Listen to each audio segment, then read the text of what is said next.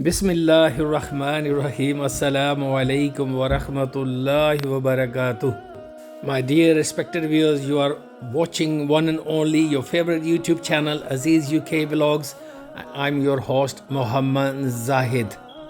मैं पुरुम्मीद हूँ कि आप सब बखैर औफियत होंगे और अल्लाह पाक के हिफ्ज़ व अमान में होंगे। आप दुनिया भर में जहाँ कहीं से भी ये मेरा चैनल देख रहे हैं, आप सबको मैं अपने चैनल पर खुशामदीद, वेलकम और जी आयानू कहता हूँ। दोस्तों, अगर आप पहली बार मेरे चैनल पर आए हैं और अभी तक आपने मेरा चैनल सब्सक्राइब नहीं किया तो मेहरबानी करें, आपका बहुत बहुत शुक्रिया।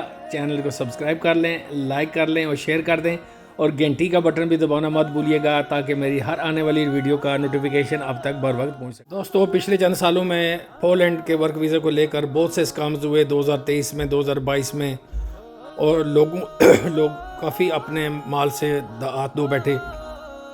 आज मैं आपको पोलैंड के वर्क वीज़े के बारे में मुकम्मल मालूमात दूंगा, उसको प्रोसेसिंग टाइम बताऊंगा, जो रिक्वायरमेंट है वो भी बताऊंगा और मुकम्मल मालूमात दूंगा आपको। इंशाअल्लाह मेरे साथ जुड़िए रहिए और ये वीडियो स्किप किए बगैर आप अगर पूरी देखेंगे तो इंशाअल्लाह आपको बहुत सी मालूमात मिलेगी। और अब चलते हैं आज के टॉपिक की तरफ। दोस्तों, पोलैंड एक हॉटस्पॉट है और यहाँ इंडिया, पाकिस्तान, बांग्लादेश से काफ़ी तादाद में लोग दूसरे मुल्कों से पोलैंड की तरफ हिजरत कर रहे हैं काम के लिए। अब सबसे इम्पॉर्टेंट बात यह है कि पोलैंड एक शेंजन की कंट्री है और पोलैंड की जो वर्क वीज़ा की प्रोसेस है वो शेंजन की बाकी मुल्कों से ज़रा हटकर है। बाकी मुल्कों में ऐसा होता है कि पहले आपको जॉब ऑफर लेटर दिया जाता है, उसके बाद लेबर मिनिस्ट्री की टेस्टेशन होती है, उसके बाद वर्क परमिट बन के आपके मुल्क में जाता है। लेकिन पोलैंड के अंदर ऐसा बिल्कुल भी नहीं है। पोलैंड के लिए अगर आप वर्क वीज़ा अप्लाई करते हैं या कोई एजेंट आपके बिहाफ पर अप्लाई करता है तो उसको ऑफर लेटर की ज़रूरत बिल्कुल भी नहीं होती। ऑफर लेटर उस एरिया में अकाउंट किया जाता है कि अगर आपकी बहुत ही हाई लेवल की जॉब हो, यानी कि कोई ऐसी जॉब जिसमें आपको महीने के 9 से 10 हज़ार यूरो मिल रहे हों, या हाई स्किल की जॉब है, उसके लिए ऑफ़र लेटर की ज़रूरत होती है।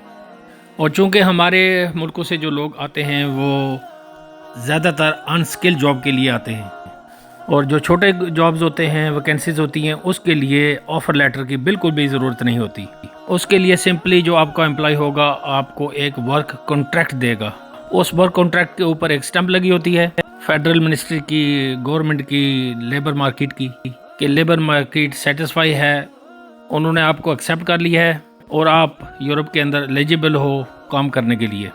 ये लेबर मार्केट क्या होती है और ये स्टैंप किस चीज़ की होती है? अगर आप इंटरेस्टेड हो कि आपका वर्क परमिट ओरिजिनल है या फेक है, आप अपने एजेंट से ऑफ़र लेटर बिल्कुल भी ना मांगे, क्योंकि ऑफ़र लेटर कोई भी आपको एडिट करके फेक भी दे सकता है।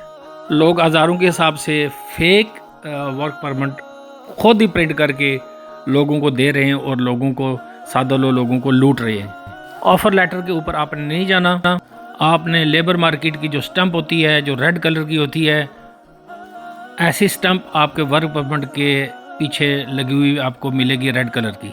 अगर ये स्टंप लगी हुई है दोस्तों, तो इसका मतलब है कि आपका वर्क परमिट जो है वो फेक नहीं है बल्कि ओरिजिनल है और आपका जो एजेंट है वो 100% ठीक तरीके से आपसे डील कर रहा है। अदरवाइज़ आपके एजेंट ने आपसे पैसे लेकर इस्तेमाल कर रहा है वो, और आपको साल के बाद आपको उसमें से कुछ पैसे वापस कर देगा और ये कह देगा कि आपका काम नहीं हो सका और आपकी सिलेक्शन नहीं हो पाई, आई एम सॉरी।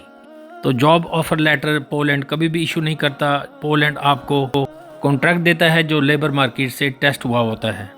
अभी ये लेबर मार्केट की टेस्टेशन क्यों जारी होती है? नॉर्मली जो नॉन स्किल्ड काम होते हैं और जो लेबर की जॉब्स होती हैं, इसके लिए हर यूरोपियन कंट्री ये चीज़ अप्रूव करने की कोशिश करती है कि उनकी कंट्री के अंदर जो लोग मौजूद हैं पहले उनको जॉब दी जाए, जो उस कंट्री के नेशनल हैं।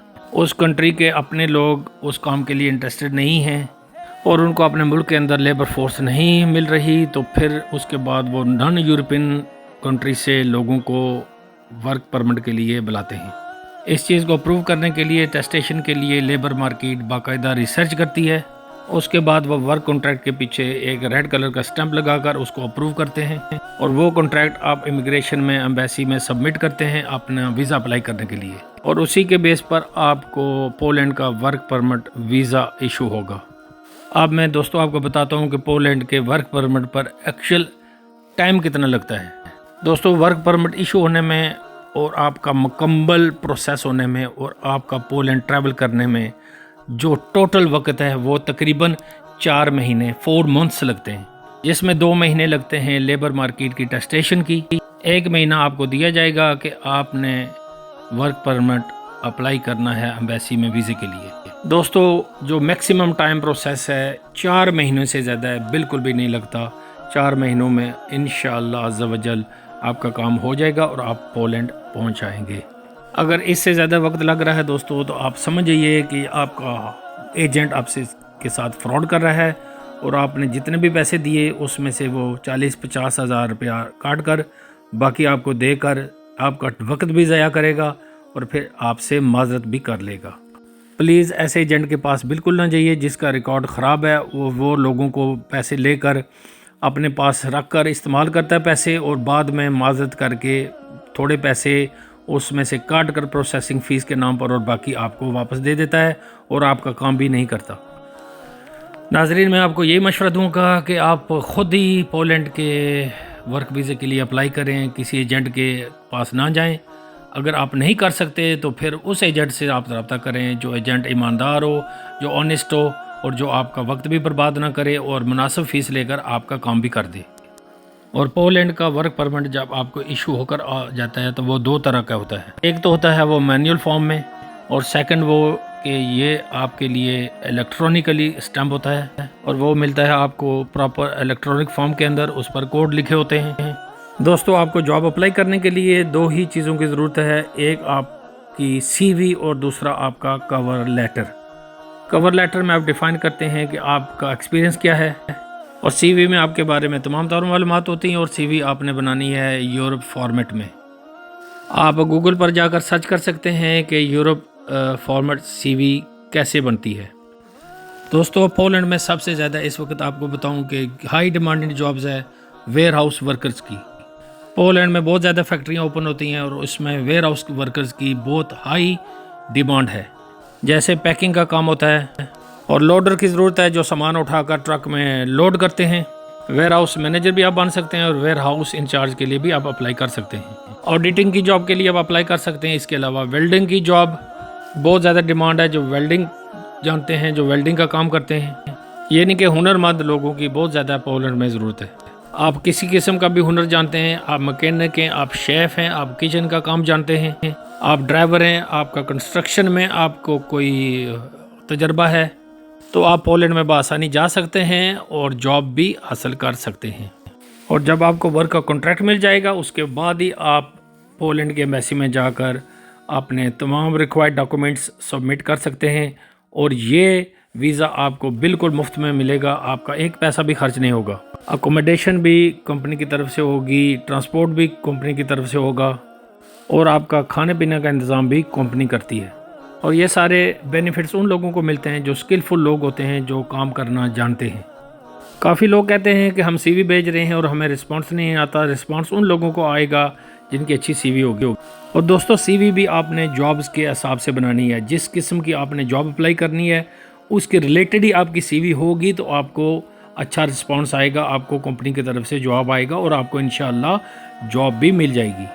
लेकिन अगर आपकी CV और रिलेटेड डिफरेंट है और जॉब आपकी और आप अप्लाई कर रहे हैं तो फिर ज़रा मुश्किल हो जाएगा आपके लिए। दोस्तों, अगर 1500 CVs उनको मिलती हैं तो उनमें से 2 या 3 ही बंदे सिलेक्ट होते हैं। ये बहुत से ममालिक से लोग अप्लाई करते हैं, तो जिसकी CV अच्छी होगी जॉब तो उसी को ही मिलेगी। आपने अपने CV को अच्छी तरह से डिज़ाइन करना है और कवर लेटर में हर चीज़ को मेंशन करना अच्छे तरीके से। शेफ़ की भी बहुत डिमांड है। लॉन्ड्रेड की जहाँ पर कपड़े धोए जाते हैं उसकी भी काफ़ी डिमांड है। और जो लोग पोलैंड का वर्क वीज़ा हासिल करना चाहते हैं, ये सही वक्त है उनको वो अप्लाई करें। और पोलैंड की जो सैलरी है वो तकरीबन 5-5.5 लाख पाकिस्तानी आप बड़ी आसानी के साथ वहाँ पर अर्न कर सकते हैं। और अगर आप ओवर टाइम काम करते हैं तो आपको टाइम एंड ऑफ भी मिल जाता है। और जब आपको ऑफ़र लेटर मिल जाएगा तो उसके बाद प्रोसेस ये है कि आपका इंटरव्यू लिया जाएगा। तो पोलैंड में आपको 2 साल के अंदर TRC टेम्परेरी रेजिडेंट कार्ड मिल जाता है और इसके बाद 7-8 साल में आप पासपोर्ट तक बड़ी आसानी से पहुंच सकते हैं। तो दोस्तों आखिर में ये आपको मैं बात बताता चलूँ कि आपने मेक श्योर करना है कि आपने कोई भी फेक डॉक्यूमेंट सबमिट नहीं करना। जब आपको ऑफ़र लेटर मिल जाए तो आपने पोलैंड की एम्बेसी में अपने तमाम रिक्वायर्ड डॉक्यूमेंट्स को साथ लेकर वहाँ जाकर आपने वीज़े के लिए अप्लाई कर देना है। और इसके लिए जैसे कि मैंने आपको बताया कि मैक्सिमम 4 महीने लगते हैं, इससे ज़्यादा वक्त नहीं लगता। इंशाल्लाह आपको पोलैंड का वीज़ा मिल जाएगा।